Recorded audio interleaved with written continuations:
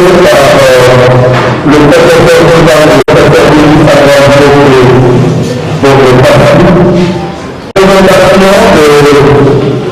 l'université panafricaine modèle intérieure qui sera suivie de, qui veut dire tout simplement licence, master. Le lien de l'académie et de certaines façons de révision grâce Marseille, le cours magistral, la notion de marché de l'éducation de l'année académique de l'intérieur de l'année. Donc, mesdames et messieurs, la camarade, le bureau et le nom de l'Église. Au nom de notre estimé recteur Willy Sangol Bongopas, professeur ordinaire, je prends parole pour souhaiter la bienvenue à cette nouvelle année académique. La bienvenue donc à toute la synergie qui va pouvoir concourir tout au long de cette nouvelle année académique pour que cette année puisse, sur le plan scientifique, sur le plan administratif, sur le plan aussi financier, se présenter sur des belles augures. Nous avons connu les 2 dernières années qui s'ouvraient vraiment sous l'émotion du coronavirus. Mais je crois que nous avons d'autres sentiments et une autre ampleur, d'autres motivations, parce que nous pensons et nous souhaitons que cette année ouverte ne connaîtra pas d'interruption. Notre université est là, c'est une adresse aux nouveaux venus, ceux qui s'inscrivent en L1 et ceux qui proviennent d'autres universités, bien entendu. Notre université a un cadre, comme vous pouvez le percevoir, idéal, qui répond aux prérogatives de l'UNESCO, aux prérogatives aussi des enjeux du système LMD. Donc, ce n'est pas de la forfaiture, ce n'est pas des laissés, c'est la pratique depuis des années de ce système. L'académique va pouvoir nous détailler le fonctionnement et la différence de ce système par rapport au système traditionnel. Eh bien, soyez les bienvenus, soyez optimistes. Ici, il s'agit du germoir de la science. Pas seulement de la science au sens théorique du terme, au sens pratique, en vue de préparer des futurs professionnels qui soient utiles à notre pays, à notre Afrique et à notre monde. Pour ne pas monopoliser la parole, je cède le micro. La parole à José Barrique qui va de notre intérieur et licence, master, doctorat. Vous êtes pionnier dans ce système que je souhaite à vous la parole.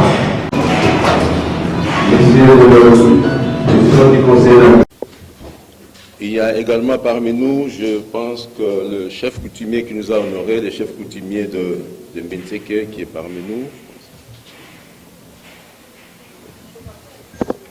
Et je m'en vais d'abord vous présenter notre université. L'Université panafricaine du Congo est une structure d'enseignement supérieur universitaire privée agréée par l'arrêté ministériel numéro 004/MNSU/MML/ et également nous avons reçu l'arrêté de l'agrément définitif, l'arrêté ministériel numéro 100 MINUSI/CAB-MIN/BIS/MN 2019 du 28 juin 2019. À cet effet, elle est, notre institution, un pôle pluridisciplinaire de formation, de recherche, des projets et de services à la communauté. Donc, en dehors de notre devoir et celui de former les étudiants, mais nous sommes également dans la recherche et dans les différents services pour l'amélioration du cadre de notre population.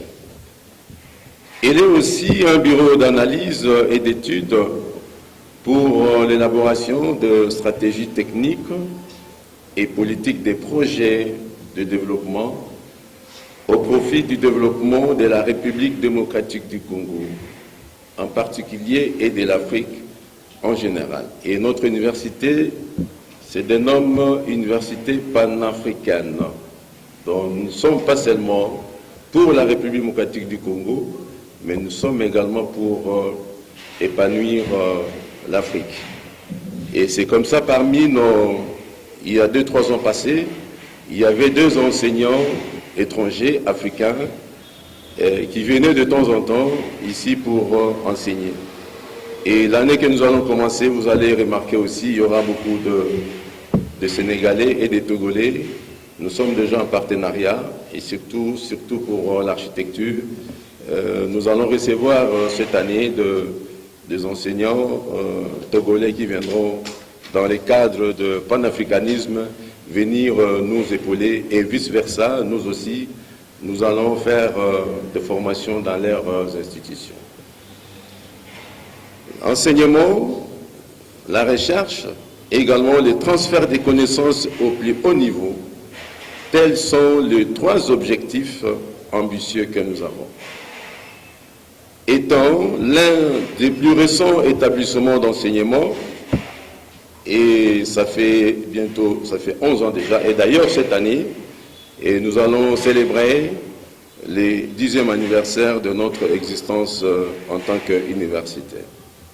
Et je disais, étant l'un des plus récents établissements d'enseignement supérieur et démocratique du Congo, cette institution s'est directement construite sur la base du système de Bologne.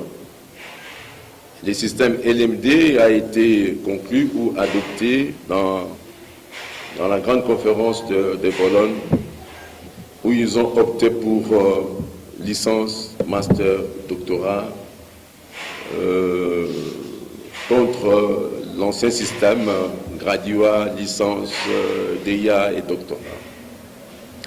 Son offre de formation, je disais, licence, master, doctorat, est un enseignement de haute qualité. Une importance majeure est donnée à la recherche qui se concentre sur des domaines particulièrement porteurs. Ces scientifiques, nos enseignants, nos scientifiques, nos chercheurs, sont originaires du monde entier et travaillent au sein d'équipes interdisciplinaires. Et nous avons également une équipe de diaspora qui vient souvent de temps en temps nous épauler, soit en rapport avec la formation, soit en rapport avec des équipements. Et d'ailleurs, l'année passée, nous avons reçu des écritoires que nous voyons dans notre salle. C'est également un don de la diaspora. Et notre devise est Dic in altum, qui signifie élitisme, innovation et épanouissement. C'est notre devise.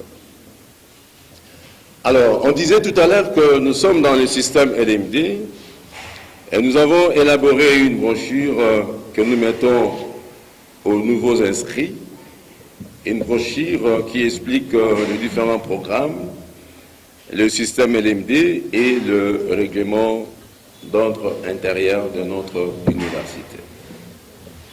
Le système LMD, vous terminez les humanités, vous venez, vous êtes en première, vous êtes dans le cycle de licence, un cycle qui prend pratiquement 3 ans, L1, L2, L3, donc 3 ans. Vous entrez, première année, vous êtes en L1, qui n'est rien d'autre que première licence, deuxième année L2, deuxième licence, et troisième qui est L3. À la fin du premier cycle, il y a un diplôme qui est délivré, diplôme de licence par rapport au domaine choisi. Et le second cycle, c'est le cycle de master. Le cycle de master, c'est un cycle de 2 ans. Donc je disais, premier cycle à 3 ans, deuxième cycle à 2 ans, et ça nous fait 5 ans. Et dès que vous terminez le cycle de 5 ans, ceux qui veulent faire le doctorat, ils vont faire encore le doctorat pour 3 ans. Donc, quand vous entrez chez nous, 8 ans après, si vous avez bien étudié, vous pouvez devenir docteur. Mais je dois préciser que les cycles de doctorat, jusqu'ici, nous n'avons pas encore commencé cela. Et il y a des préalables qu'il faut remplir. Et nous sommes en train de nous atteler pour que nous puissions être dans ces normes qu'on nous demande. Alors, au niveau de ce système LMD, l'évaluation est semestrielle. Donc, il n'y a pas de cours qui vont jusqu'à la fin de l'année. L'année est évaluée en fonction de 2 semestres. 2 semestres. Une année académique, que ce soit dans l'ancien système ou dans le système LMD, une année académique a 2 semestres. Et un semestre a pratiquement 15 semaines. Et dès que vous terminez le premier semestre, vous devez être évalué. Donc il y a des cours qui sont programmés au premier semestre, et ces cours-là, vous ne les verrez plus au second semestre. Au second semestre, il y a d'autres cours. Donc vous terminez le premier semestre, vous avez un relevé des cotes.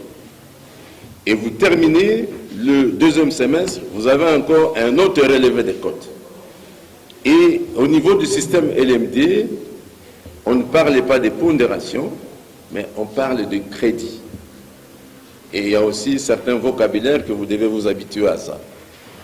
Donc, il y a, en termes de la programmation des enseignements, nous avons des enseignements qui sont organisés dans les unités d'enseignement que nous disons.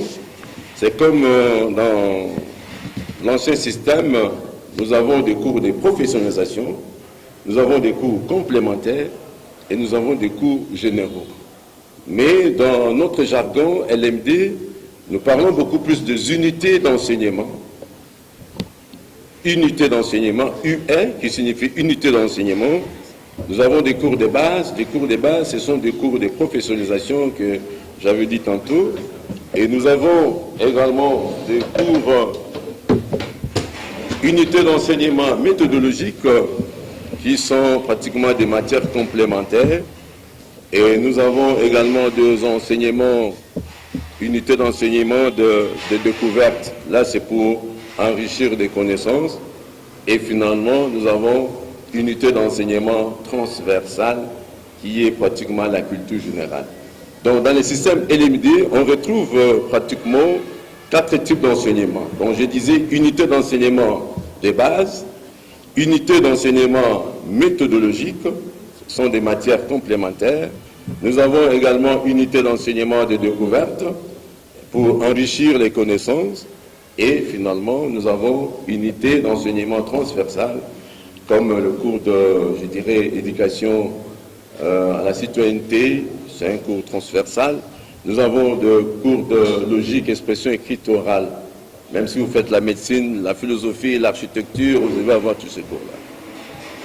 Alors, un semestre à 30 crédits. Un semestre à 30 crédits. Et une année académique à 60 crédits. Donc, le premier cycle, qui est le cycle de licence, a pratiquement 180 crédits. 180 crédits. Et quand vous arrivez au master, j'avais dit il y avait 2 ans, master 1 et master 2, et j'avais dit tantôt qu'une année académique a 60 crédits en raison de 30 crédits par semestre. Donc, au niveau des masters, il faut avoir 120 crédits. Et les doctorats, c'est 3 ans, 60 fois 3 qui fait 180 crédits. Alors, l'étudiant peut passer avec des dettes de cours, mais comme une année académique à 60 crédits, on accepte que l'étudiant passe des classes avec une... de basculer dans ce système-là. Et c'est la première institution ici à avoir responsable du département et une copie est réservée au secrétariat. Souvent, on voit les étudiants, souvent ceux qui travaillent. Vous êtes d'abord l'étudiant. Voilà, et il s'est présenté pour tel esprit. On doit y aller pour jamais du département et une copie. Les modalités de contrôle de présence doivent rester aux autorités académiques. Leur comportement doit être fraternel envers leurs frères, sœurs, autres.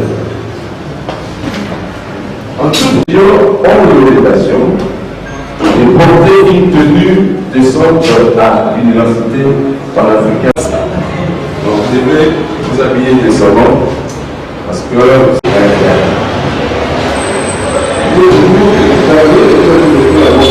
promotion. Camarades étudiants, distingués invités à vos titres et qualités. Les devoirs ou les choix, nous représentons direct les étudiants de l'Université panafricaine du Congo, y passer en sigle, de placer un mot à cette circonstance. En effet, nous avons le réel plaisir, à l'occasion de cette cérémonie ordre officielle, marquant l'accueil de nouveaux étudiants inscrits à l'UPAC, et souhaiter la bienvenue à cette jeunesse qui a choisi ses vocales vertus, comme les connaissances scientifiques et du savoir.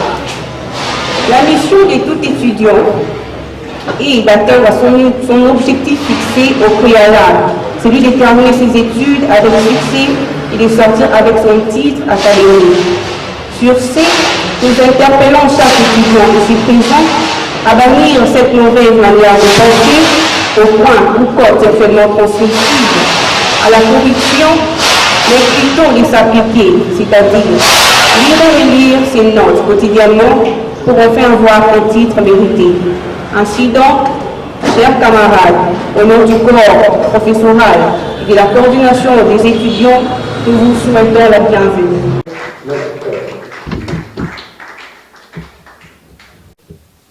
Qui n'est pas dû à ma bonne volonté. La leçon qui a été prévue, c'est sur le panafricanisme, mais spécialement sur le patriotisme et le nationalisme. C'est un cours particulier qui a été instauré dans notre université pour que les étudiants, en plus du cours de civisme et développement ou du cours d'initiation à la citoyenneté, puissent être de vrais patriotes et de vrais nationalistes. Ce qui manque un peu dans notre pays, c'est pas très clair.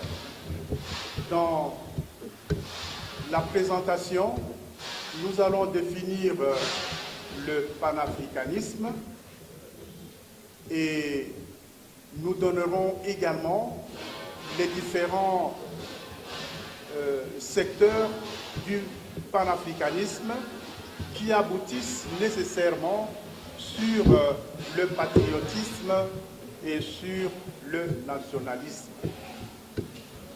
Et je ferai une petite conclusion pour terminer. Le point suivant, va bien, c'est une introduction qui part d'un constat. Après les indépendances africaines, même avant et pendant, il y a eu beaucoup de théories qui se sont basées sur la conscience de l'Africain, et ces théories sont des théories qu'on a dénommées des théories panafricaines, et la première est celle trouvée par Kwame Nkrumah, qui a été parmi les premiers panafricains au Congo. Et ici, l'objectif principal du panafricanisme, qui est un mouvement, mais également une idée et une pensée politique, même une théorie philosophique, c'est d'abord la réalisation d'une organisation intégrée, politique intégrée de toutes les nations africaines au sein d'une même institution, et on verra après apparaître notamment l'Union africaine, qui est l'émanation du panafricanisme. Et le principe du panafricanisme, c'est d'abord la promotion, l'encouragement et la pratique de la solidarité entre les Africains, où qu'ils soient à travers le monde, même ceux qui sont de la diaspora également. Et la devise du panafricanisme, c'est la fraternité et la solidarité. Il y a plusieurs courants de pensée, plusieurs courants épistémologiques, plusieurs courants politiques et plusieurs courants idéologiques que nous allons voir. Commençons par le courant de pensée. Le premier courant de pensée, c'est le conscientisme, mais également la décolonisation.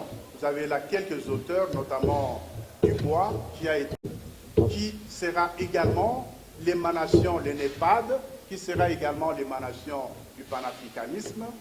Et le NEPAD, notamment, va essayer d'éradiquer la pauvreté en Afrique et va chercher des voies et moyens pour la croissance et le développement de l'Afrique.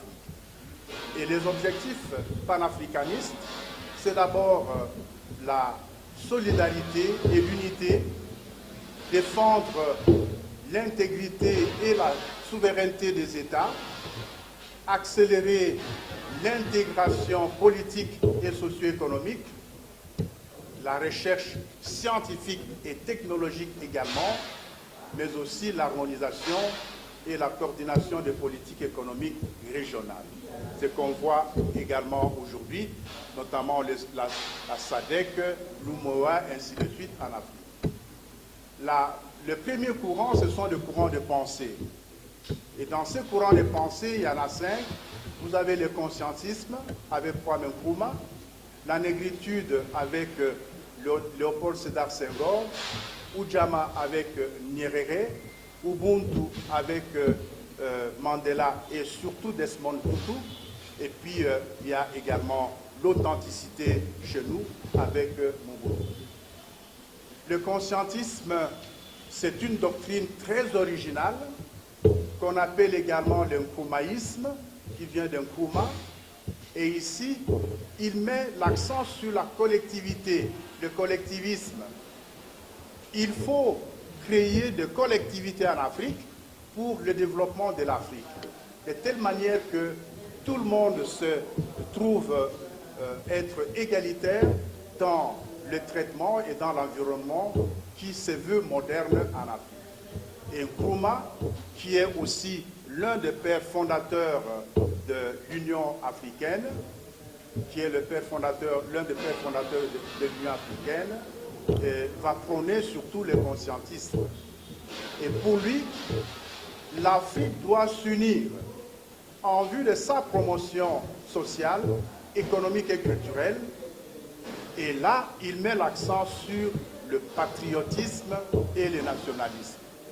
Personne ne peut se dire africain s'il n'est pas patriote et s'il n'est pas nationaliste. Deuxième courant, c'est la négritude, qui est un concept et un mouvement surtout littéraire, qui affirme les valeurs culturelles de l'Afrique, les valeurs également spirituelles de l'Afrique, et également la valorisation de la pensée négro-africaine, avec surtout Léopold Sédar Senghor. La négritude se fera politique à travers la lutte contre surtout le colonialisme et contre l'humiliation que les Africains ont subie pendant la colonisation. Et la négritude va affirmer la dignité, l'identité africaine en prônant surtout le patriotisme et le nationalisme. La négritude est bien sûr la fille aînée du panafricanisme. Ici, c'est vraiment une remise en question des valeurs de société occidentale, mais c'est également une façon de se donner un rendez-vous, c'est le rendez-vous du donner et de recevoir entre les nations, surtout les nations européennes et les nations africaines. Mais surtout l'affirmation de la valeur de culture noire, la volonté d'obtenir une reconnaissance officielle et véritable des civilisations noires. Et on voit là dans la négritude cet élan patriotique qu'on a. Le troisième mouvement, c'est l'Ujama. Ujama, qui est en swahili, qui signifie communauté. Et c'est une forme justement de panafricanisme qui est développée par surtout Nyerere. Et ici, pour Nyerere, qui est surtout patriote dans son pays, nationaliste, il va préconiser l'usage de la langue swahili, qui est une langue africaine. Et fort justement de cela, il va s'investir activement dans l'organisation de l'unité africaine. Il va même se faire l'un des piliers de l'africanisation. Ici, pour Nyerere, l'Afrique doit trouver un système éducatif propre à elle, en mettant l'accent sur la solidarité africaine. L'Ujama a un sens marqué de l'unité nationale et africaine qui dépasse les clivages ethniques, notamment ici l'utilisation d'une langue que tout le monde peut utiliser. Ujama part également du fait qu'il faut développer l'Afrique par des propriétés agricoles qui seront exploitées dans un système communautaire. Et d'autre part, les agriculteurs qui sont dans le système de Ujama, qui étaient jusque-là dispersés, vont être regroupés au sein de cellules, de villages Ujama, qui signifie justement solidarité. Alors Ujama prêche la solidarité africaine, le patriotisme et le nationalisme. Le courant suivant, c'est l'Ubuntu. Ubuntu, qu'on retrouve avec Mandela et Monseigneur Desmond Tutu. Ici, c'est surtout un concept qui vient de l'Afrique du Sud, mais qu'on retrouve également dans toutes les langues africaines. En Lingala, c'est le Bomoto, en Kikongo, Kimuntu, en pour le Muntu, en Zulu, le Ubuntu. Et on retrouve ces concepts dans toutes les langues africaines pour signifier le fait qu'on soit homme et que l'on doit être respecté en tant qu'homme. Bien sûr, ici, vous sentez la lutte contre l'apartheid, qui est une lutte contre le fait que l'homme noir en Afrique du Sud n'était pas considéré. le mot Ubuntu a un sens bien sûr plus large, plus vaste, qui est utilisé pour signifier la qualité applicable à une personne, à toute personne. Toute personne a une qualité et doit être respectée. Alors, nous avons là toujours avec l'Ubuntu, le terme Ubuntu nous rapproche du verbe buni, et ce verbe veut dire qu'il faut mettre ensemble les gens ensemble.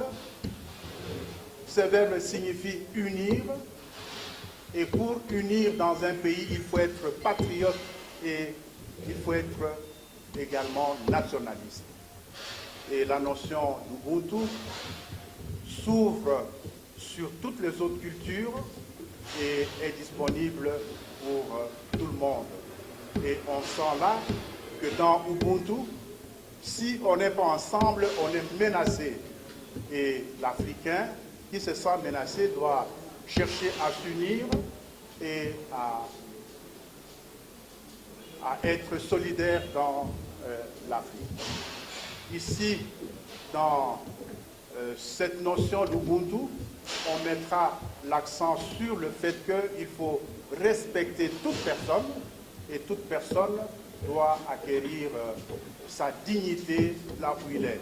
Il ne faut pas diminuer quelqu'un, il ne faut pas torturer, il ne faut pas opprimer. Et ça, ce sont des qualités d'un patriote et des qualités d'un nationaliste. La suite.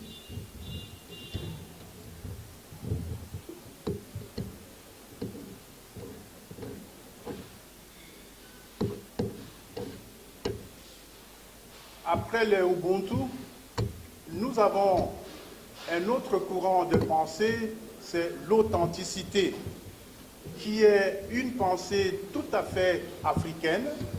Et cette pensée africaine, initiée au Congo, Zaïre à l'époque, voulait que l'homme congolais, l'homme africain, soit lui-même et ne soit pas ce que l'on pense de lui. Et pour être soi-même, il faut cultiver de sentiments de nationalisme et de patriotisme. Il faut être patriote. Et dans l'authenticité, qui n'est pas réservée seulement au Zaïre, au Congo et en Afrique, partout tout le monde se sent authentique et peut se dire que moi je suis un patriote dans mon pays parce que je cultive les valeurs de mon pays, je cultive également les valeurs de tout homme à travers la société. Et l'authenticité entraîne donc la redécouverte de la dignité. Elle nous oblige à être fiers d'appartenir à une nation, fiers de nos acquis culturels, fiers de notre personnalité, et l'authenticité se veut universelle. Les deuxièmes courants, après ces courants de pensée, ce sont des courants épistémologiques. Le panafricanisme a fortement influencé la philosophie, la théologie et la science. Commençons par la philosophie africaine. La philosophie africaine répond donc à quelques questions. Est-ce que l'Afrique a une philosophie? Ce sont des questions que les gens se posaient, surtout les Européens, qui minimisaient la pensée africaine, et aussi la différence entre la philosophie dans la tradition africaine et la philosophie académique prônée par l'Européen. Et là, on voit les travaux surtout de Tempels, Père Tempels, en 1945, qui va poser un vieux problème de près d'un demi-siècle. Est-ce que les Noirs ont une philosophie? Et là, nous nous trouvons dans une époque où le Noir n'avait pas de pensée. On pense notamment à Lévi-Brun, qui a écrit même un ouvrage intitulé « La pensée prélogique ». Le Noir n'a pas de pensée, sa pensée est prélogique. Et la philosophie africaine va donc répondre à toutes ces questions. Et commune. il n'y a pas de concession à faire. Nous affirmons également que le nationalisme et la nation se réfèrent aux gens qui ont une origine commune de naissance, je dirais, je ne complète pas, une origine commune, et le nationalisme, c'est une fierté. Le patriotisme, c'est une fierté, et ce sont des éléments qu'il faut cultiver dans notre vie, dans ce que nous faisons dans la patrie, dans la nation. Je dis et je vous remercie.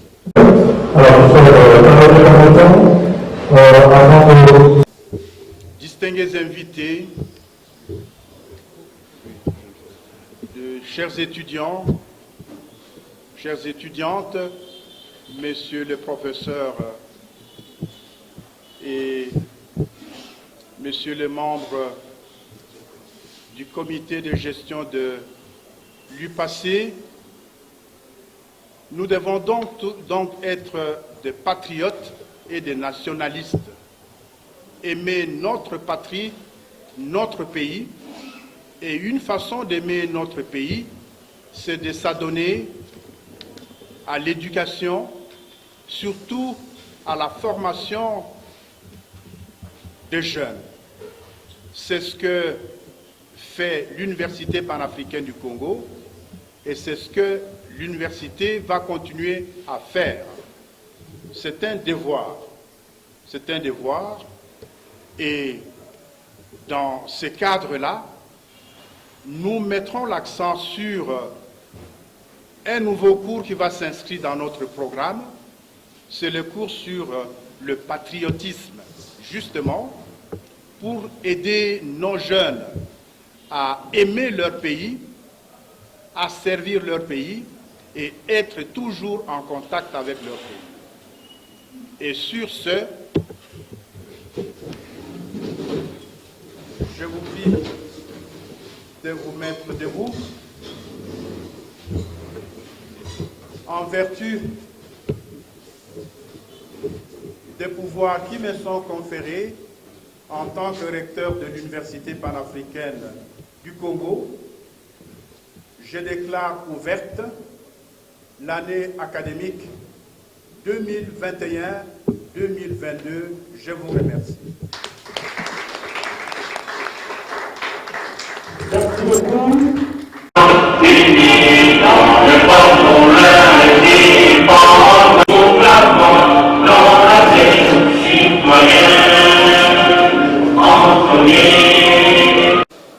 Oui, nous continuons dans la lancée du début de l'université, qui est une université, je dirais, de proximité, et qui s'inscrit dans le système, dès le départ, dans le système LMD.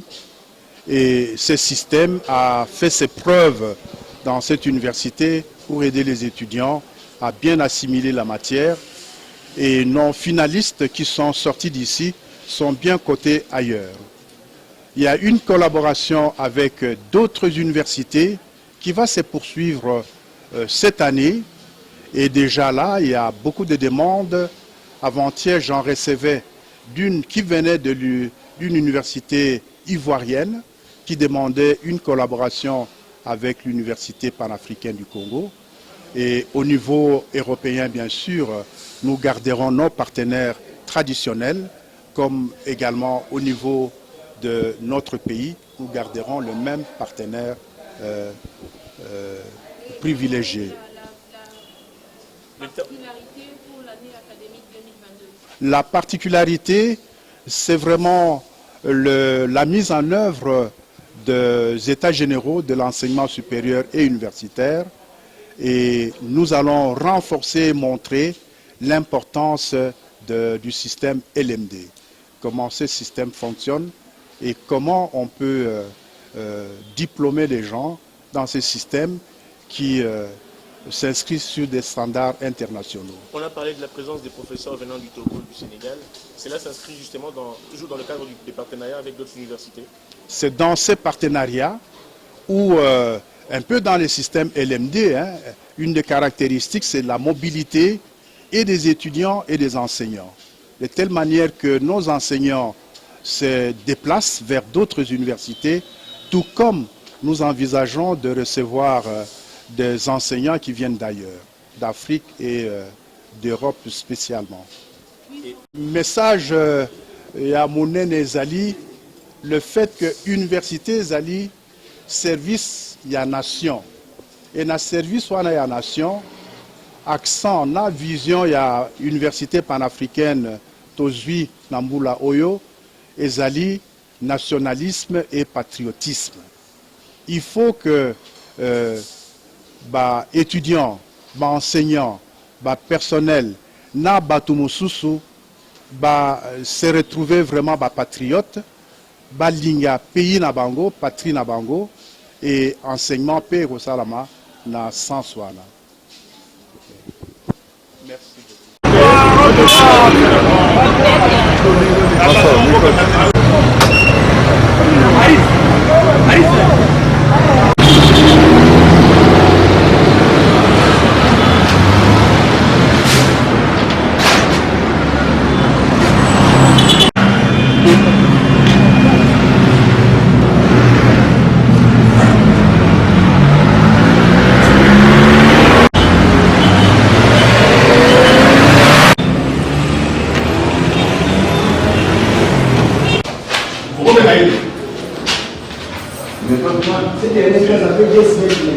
Le modèle de notre université, la bibliothèque, aussi également de l'organisation de l'humanisme. Et cette année, on entend de l'autre continent et nous sommes aussi organisés en termes de la bibliothèque numérique où les étudiants, c'est comme ça que vous voyez à passer le temps, nous recevons également des étudiants venant de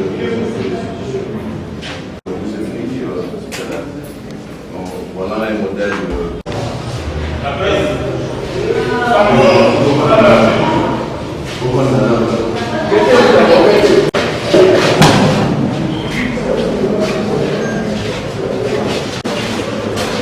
Là, c'est la salle, la télé de l'architecture. L'édition congolaise a le matériel que nous avons. Donc,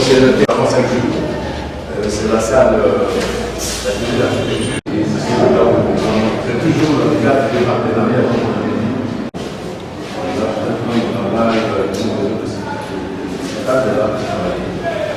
Quand ils arrivent, là, ils sont dans le mainstream, pop. Et pour nous, c'est aussi que c'est là où voilà, c'est un peu le modèle. Avant que l'étudiant arrive à faire des projets d'architecture, ils doivent commencer d'abord par faire maîtriser les formes géométriques.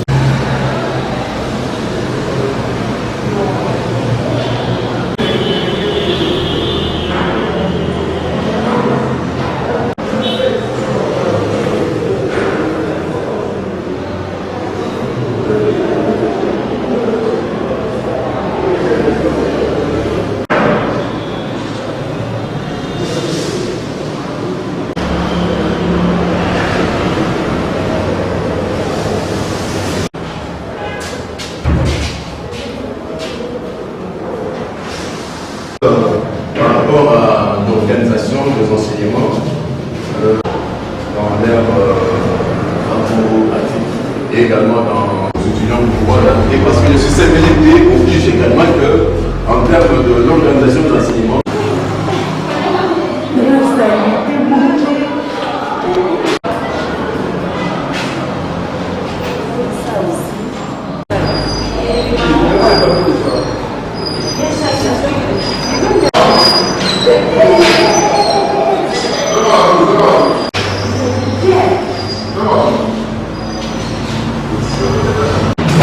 Le squelette, on a en anatomie, c'est pour y avoir un micro, il y a un